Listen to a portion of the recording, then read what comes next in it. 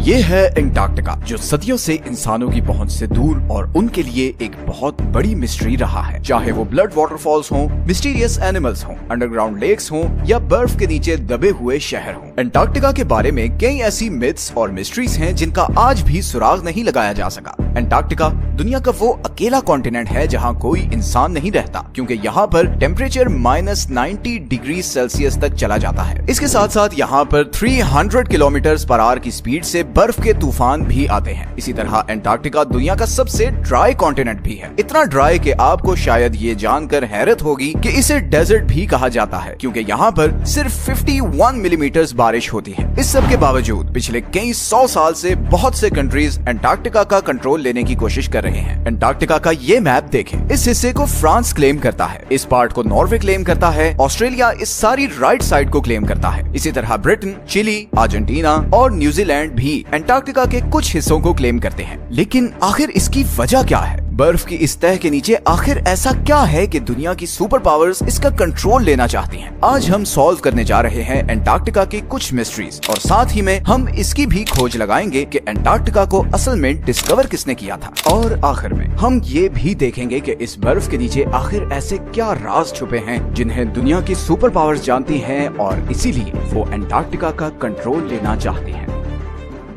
Antarctica किसने discover किया? Depends on who you are asking. Britishers कहते हैं कि एंटार्क्टिका उन्होंने डिस्कवर किया था, जबकि रशियंस कहते हैं कि सबसे पहले उन्होंने यहाँ कदम रखा था। लेकिन एंटार्क्टिका का जिक्र आज से कई हजार साल पहले ग्रीक फिलोसोफर एरिस्टोटल ने किया था, जब उसने कहा कि जमीन गोल है और नॉर्थ और साउथ पोल एक दूसरे के मिरर इमेजेस हैं। 2021 में रॉयल सोसाइटी ऑफ न्यूजीलैंड की एक स्टडी पब्लिश हुई, जिसमें ये कहा गया कि इधर ऑस्ट्रेलिया के पास पॉलिनेशियन आइलैंड्स पर रहने वाले माओरी लोग शायद पहले इंसान थे जो 7वीं सदी में एंटार्क्टिका पहुंचे थे, क्योंकि उनकी पुरानी कहानियों में एक ऐसे बर्फीले कॉन्टिनेंट का जिक्र मिलता है जो जमीन की सदर्न साइड पर है। खैर, रिकॉर्डेड हिस्ट्री में ब्रिटिश ऑफिसर जेम्स कुक वो पहला यूरोपियन था जो एंटार्क्टिक सर्कल क्रॉस करके इधर एंटार्क्टिका के पास पहुंचा। लेकिन वो अभी एंटार्क्टिका से 130 किलोमीटर दूर ही था कि उसने अपनी शिप वापस मोड़ ली, क्योंकि उसे एंटार्क्टिका तो नजर नहीं आया, मगर पानी में तैरते हुए आइसबर्ग्स जरूर नजर आए, और समुद्र के तेवर ऐसे थे कि शिप को आगे लेकर जाना बहुत खतरनाक था। इसीलिए जेम्स कुक ने कहा था कि इस सदर्न कॉन्टिनेंट तक पहुंचना इतना खतरनाक है कि शायद ही कभी कोई इंसान यहाँ तक आए। कैप्टन कुक के बाद और भी बहुत से लोगों ने एंटार्क्टिका डिस्कवर करने की कोशिश की, मगर वो कामयाब नहीं हो सके। फिर 19वीं सदी के आते ही इकोनॉमिक डोमिनेंस के लिए कंट्रीज के बीच एक कंपटीशन शुरू हो गया। दुनिया अब एक न्यू वर्ल्ड ऑर्डर की तरफ बढ़ रही थी। रिसोर्सेज और नए ट्रेड रूट्स डिस्कवर हो रहे थे, इंडस्ट्रीज लग रही थी। हर कंट्री आने वाली नई सदी में सुपर पावर बनना चाहता था, और इसीलिए एक्सप्लोरेशंस उरूज पर थी। ऐसे में 1819 में रशियन एम्पायर ने रशियन एक्सप्लोरर फेबियन वॉन बेलिंग्सहाउसन को ये टास्क दिया कि वो पूरी दुनिया के गिर्द चक्कर लगाए और नई कंट्रीज और कॉन्टिनेंट्स डिस्कवर करे। 1820 में फेबियन ने कैप्टन कुक की प्रेडिक्शन गलत साबित की और यहाँ सदर्न ओशन में पहुंचकर एंटार्क्टिका को बहुत करीब से देखा। गो कि उसने एंटार्क्टिका पर कदम नहीं रखा था, मगर उसे मॉडर्न हिस्ट्री का वो पहला इंसान कहा जाता है जिसने एंटार्क्टिका को देखा था। फिर 1900 से 1920s के बीच बहुत से एक्सप्लोरर्स ने एंटार्क्टिका का रुख किया। British explorer Robert Falcon Scott 1911 में अपनी टीम के साथ एंटार्क्टिका पर उतरा और तकरीबन 400 माइल्स तक आगे गया, मगर फिर खराब मौसम और भूख की वजह से उसे वापस पलटना पड़ा। लेकिन वापसी का ये सफर बहुत ही भयानक साबित हुआ। स्कॉट और उसकी टीम सख्त सर्दी और बर्फानी तूफान में फंस गए और इन सब की मौत हो गई। फिर वर्ल्ड वॉर 1 के बाद बहुत सी कंट्रीज ने यहाँ अपनी टीम्स भेजी और इस कॉन्टिनेंट को क्लेम करने की कोशिश की। 1939 में हिटलर के कहने पर जर्मन एयरफोर्स ने यहाँ नाजी फ्लैग्स भी गिराए ताकि इस एरिया को नाजी, और यहीं से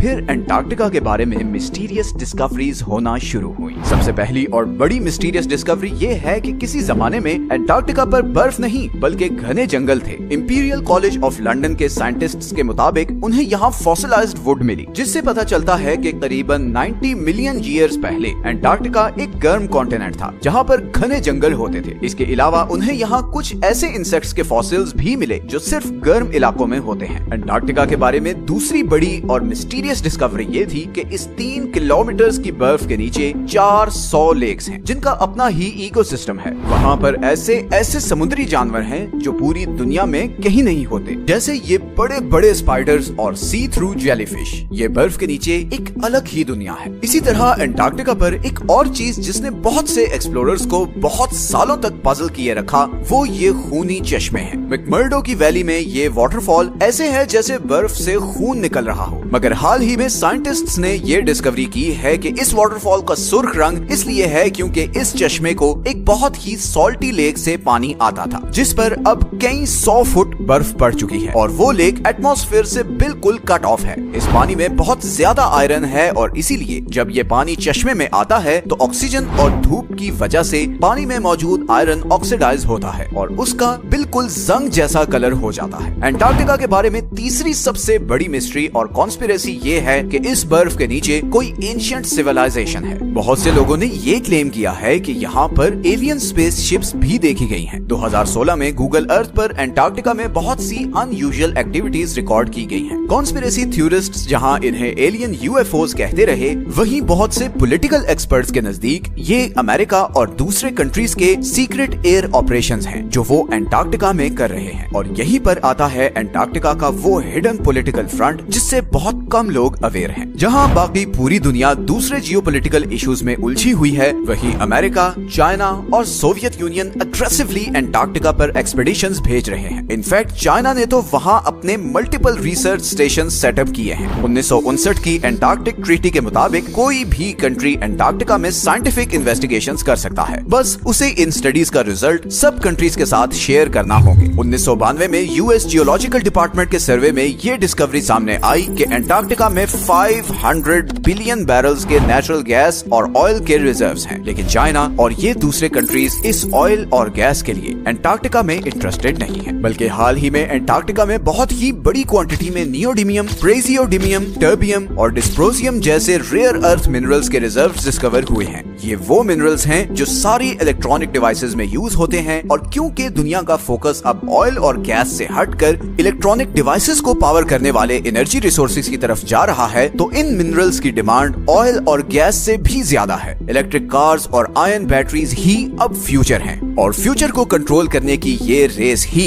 इन सुपर पावर्स को अंटार्कटिका की बर्फ और तूफानों में ले आई है। अंटार्कटिका की लास्ट मिस्टीरियस डिस्कवरी ये सदर्न ओशंस है। दुनिया के खतरनाक तरीन समुद्रों में सदर्न ओशन का नाम आता है। हमारी दुनिया का क्लाइमेट और वाटर सप्लाई ये सदर्न ओशन ही कंट्रोल करता है, क्योंकि ये अटलांटिक और पैसिफिक ओशन के साथ भी मिलता है। साइंटिस्ट्स के मुताबिक दुनिया का 15% carbon emission southern ocean absorb करता है और ग्लोबल वार्मिंग के साथ साथ इस ओशन की इंपॉर्टेंस बढ़ती जा रही है, क्योंकि यहाँ पर जमी हुई बर्फ पिघल रही है और बर्फ के पिघलने से बहुत से खजाने अब बाहर आ रहे हैं, जिन समुद्रों में कभी इंसान जाने का सोच भी नहीं सकते थे। बहुत जल्द वो इम्पोर्टेंट ट्रेड रूट्स बनने वाले हैं। अंटार्कटिका पर अब भी बहुत सी स्टडीज चल रही हैं और हु नोस कि आने वाले टाइम में और क्या मिस्टीरियस चीजें अंटार्कटिका के बारे में